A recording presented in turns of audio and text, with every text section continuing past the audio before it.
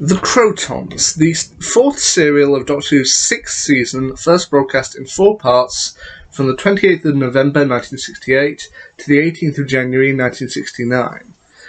In it, the TARDIS lands on a planet, and the second Doctor, played by Patrick Troughton, and his companions, Jamie McCrimmon and Zoe Herriot, played by Fraser Hines and Wendy Padbury, venture out to see what's going on. Now, on this unknown planet, there are two alien species. One known as the Gons, and the other known as the Krotons. Now, the Krotons are seemingly creatures that are inside this machine, and they never emerge. And basically, the Krotons seemingly have absolute power, and for centuries now, they have done a thing where every few years the Gons will take a sort of test, and the two highest performers will go into the machine in order to serve the Krotons, and they seemingly never come back. Now, it's established that this planet has seemingly gone through some kind of event years ago that eventually led to this arrangement, as the Doctor discovers that the atmosphere is very heavily sulfur-based. Although he claims it's not actually dangerous, because the danger has passed a long time ago. But they soon come across the Gons and have to find a way in order to find out what the Krotons are actually doing and whether it can be stopped, what's going on, and whether they can sort it out.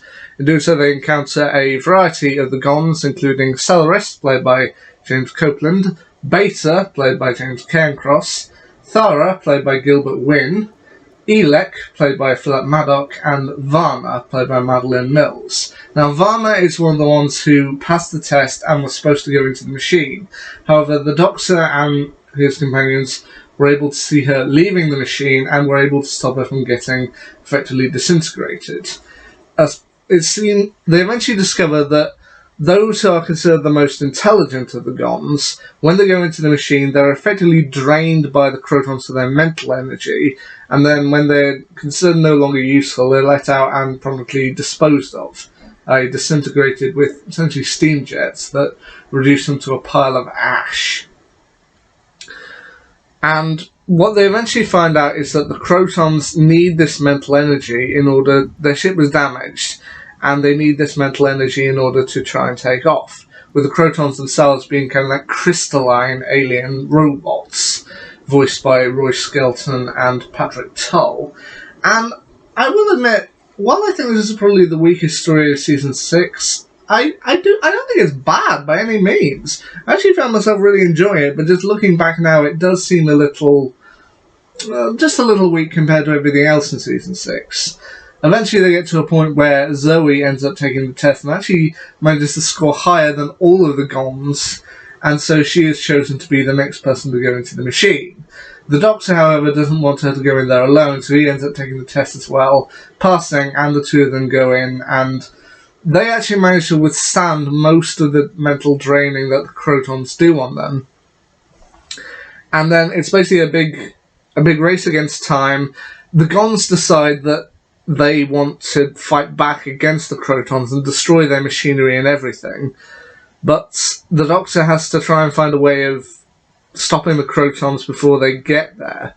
And that does include using the sulfur outside to make sulfuric acid, which the Gons are a little bit in awe of, because it's established that the Krotons have been in control of them for decades. Centuries, actually, and they haven't allowed them to study certain things, such as chemistry, because they know if they allow the Gons to study chemistry, then they'll grow smarter, and that'll give them an opportunity to defeat the Krotons. So it is nice to see, and they do manage to do some good stuff with it. I mean, Varna, played by Madeline Mills, I do feel is an interesting character. I mean, you can see she's struggling a lot of the time just trying to get her mental energy back, but then once she does, she's a great help to them. There's Thara, who... I think it's supposed to be implied that he was dating Varna, and that's why he didn't want her to go into the machine, because he knew that she would be affected by it. But I do think they do a good job with him.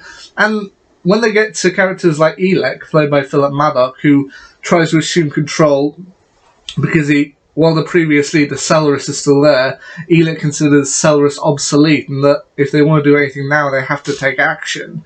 I do feel they do some good stuff with it. And in the ultimate end, when they manage to defeat the Krotons, and Thara says with Celeris dead now, he'll take control back from Elec, I do feel it was a nice progression. So, overall, while I wouldn't consider the Krotons to be the strongest story of Season 6, I don't think it's bad by any means. And with that done, there were 7 stories in Season 6, however, sadly one of them is still missing, that being the Space Pirates. However, the Space Pirates is now the only one of Season 6 I haven't seen, so until they end up releasing the Space Pirates as they either manage to find it or they manage to create an animated recreation of it, I've effectively finished Season 6. And my ranking of Season 6, I think, would go... The Krotons comes down the bottom. As I said, I don't necessarily think it's a bad story, just compared to everything else, it's just the weakest here. One step up, I would consider The Dominators, the first story of Season 6, to which I feel, like the Krotons, the Dominators is severely underrated. I would put that there. Coming up one spot to number 4, I would probably put The Seeds of Death, the Ice Warriors with the bubble bath foam that reduces the amount of oxygen in Earth's atmosphere. Because while I do think that the overuse of bubble bath in that particular story does make it a little cheesy, I still think it's a good story, and to be honest, I can't complain about any appearance of the Ice Warriors. One step up from that, at number 3, I would probably put The Invasion. It took me 2 goes before I fully appreciated The Invasion, but upon viewing it a second time, I absolutely loved it, and I can see why so many people consider it a classic. My number 2 spots would probably go to the final story of Season 6, the serial number 7, The War Games. The final story for Patrick Troughton's second Doctor. And like with The Invasion, it took me 2 watches before I truly appreciated it, and I did at first think it was a little overly long, but I have come to appreciate it since, and I do love it for that. And my number 1, the best story of Season 6 for me, is The Mind Robber. Now, this might be just because I viewed it very recently and it's still fresh in my mind, but I do personally think at the moment that The Mind Robber is the best story of Season 6. But what are your thoughts on Season 6? The ones that you have seen, or if you've seen the Space Pirates, let me know about that. And yeah, well, there's my ranking of Season 6 and my personal thoughts on the Krotons. Will it be my next story? Honestly, at this point, I have no idea. I'll have to wait and see. Till next time, see ya.